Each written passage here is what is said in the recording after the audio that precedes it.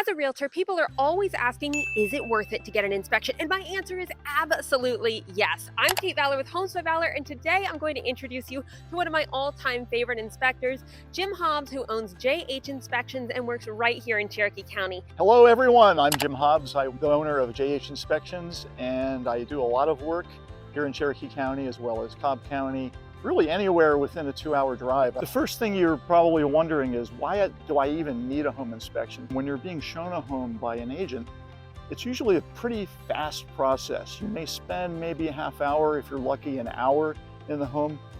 I spend at least an hour and a half, maybe 2 hours, of looking at everything very, very carefully, very thoroughly, making sure that you're not stepping into a money pit. Starting out, when we arrive, we're going to look at the exterior of the home. We're going to start with the look at the roof.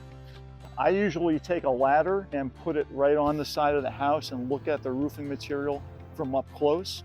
That way I can get a really good idea of approximate age of the roof, what kind of condition it's in. Here's the thing, the most important part of a roof inspection is actually inside the house. It's inside the attic, looking at the roof deck from the attic on the inside to make sure that we don't have any water infiltration, making sure that the structure looks good, making sure up in the attic there aren't any unwanted visitors hanging out. So inspecting the roof from the attic is really important. So we're going to start on the outside. We look at the roof first. We look at everything up high. We'll do one lap around the entire home, looking at everything up high. Second lap, we'll look at everything at eye level.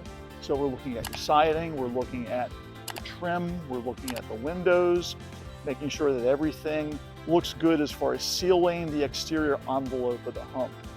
Last lap around, we're going to look at everything down low. So we'll look at all the grading, the drainage, making sure that any water flow goes away from the foundation. We don't want water going toward your foundation.